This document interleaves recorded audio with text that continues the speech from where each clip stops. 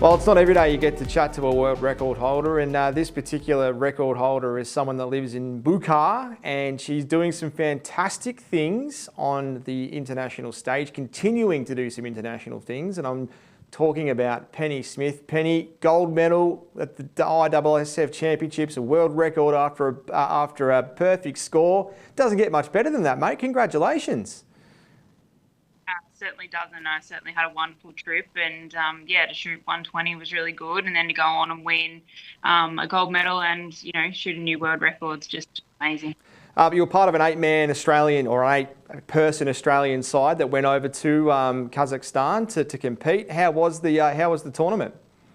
Yeah, it was really good. We had some really strong competition across the board. Obviously, teammate Letitia Scanlon made the women's final alongside me and finished fourth. James Willett made the final for the men's and finished in fifth position, and the other boys also shot really well, and so did Steph Files. So, yeah, we still have a rich culture of strong shooters in Australia, which is really good. So it just makes competition here in Australia better for our international success. You've always done pretty well at the World Cup. How many medals have you won there now? I'm going to be getting close to double figures probably.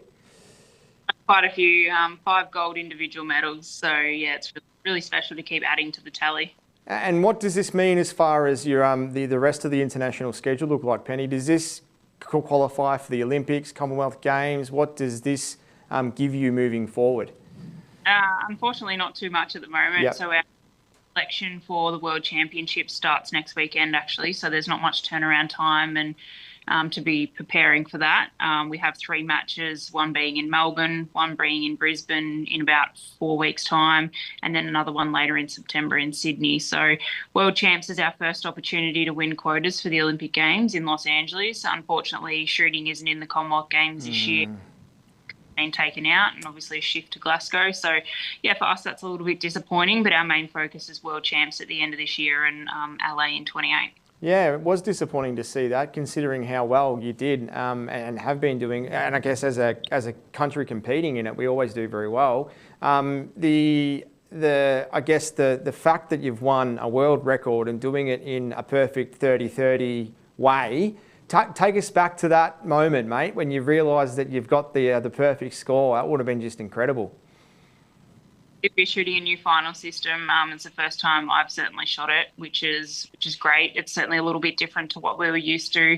It's more of a sprint than a marathon now, and yeah, I just kept chipping my way through. I knew that I needed a really good start because our position or bib number plays a really big part in our finals now. And yeah, once I shot the first 25 and it's down to 2 people, I wasn't really focusing too much on the world record as such. I just wanted to continue to shoot a solid final and see how far I could take it.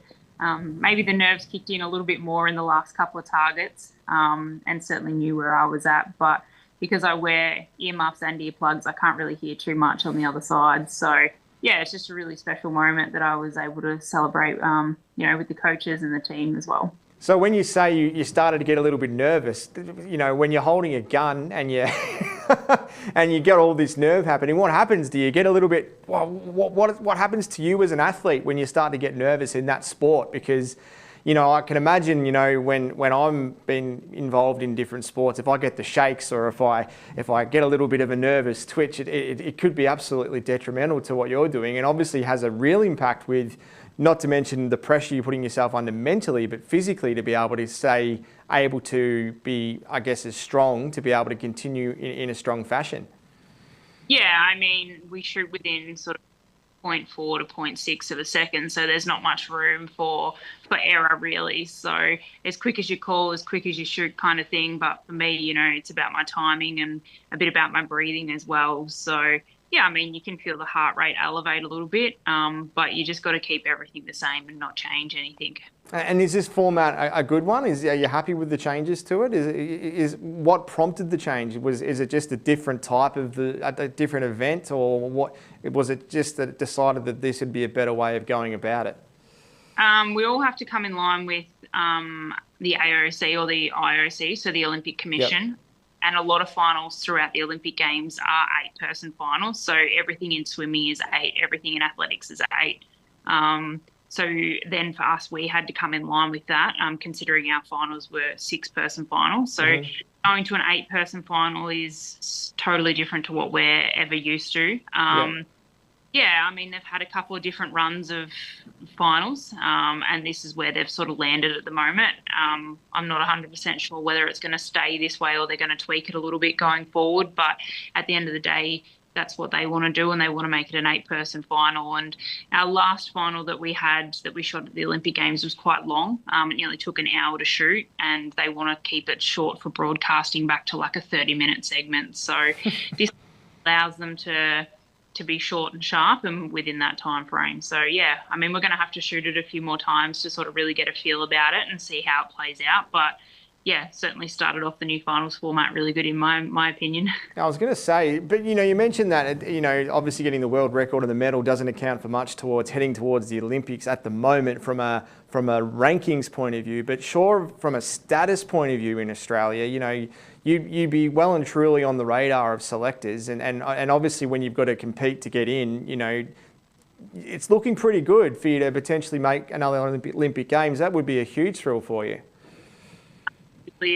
That's sort of the goal at the moment. I really would like to go to LA, being my 3rd Olympic Games. But we certainly have a lot of work to do between now and then. Australia has, a couple of opportunities to win quota spots for the Olympic Games, which is our first job that we need to do, being world champs this year and world champs at the end of 2027, and then our Oceania Championships as well. So, yeah, it's not just up to me. It's up to my whole Australian women's team to be able to get those quota spots, and then we go through another selection process after that. No doubt that'll be at the start of 2028 to see which people end up making the team. So, yeah, still a fair bit of work to do and a long way to go yet.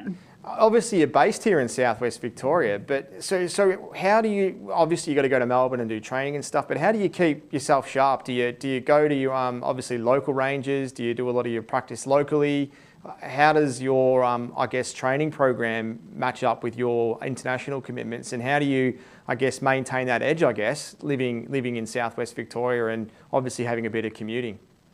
Yeah, I mean, I wouldn't change it for the world. I love living where I do, and I love, being local within the community, and that's where I was born and raised, so I wouldn't change it. I certainly wouldn't go to the city leading into a major event or anything like that. Obviously, I'm fortunate enough to have a range at my house. I do spend a bit of time down in Melbourne for training as well, just for the finer edge. But I mean, I sort of look at a World Championships and work back from that. So where can I put a bulk load of training in? Where can I have some time off? Where can I go and shoot other disciplines like down the line shooting? Obviously, Colac Gun Club is my home range, so I like to try and get back there as much as I possibly can, and catch up with people and just enjoy it. So yeah, it's a real planning thing. Obviously, I do a lot of my planning in sort of the December of the year before, and then work all the way through 12 months, and then plan back from there. So it's quite tricky. Well, while you say you love living here, mate, we love having you here, and I know particularly I love following your achievements, and I think you should get a lot more exposure than you do. If I could have you on every single day, copying you, following everything, I would. But look, you're doing so well. You're doing us proud, Southwest Victoria. You're doing Australia proud. Well done on the world record. It was so good to see that, and all the best in the next couple of months, because it sounds like you're in for a pretty busy schedule. Yeah, absolutely. Got a lot coming up, and looking forward to getting back over to Europe in July, and we'll see how we go.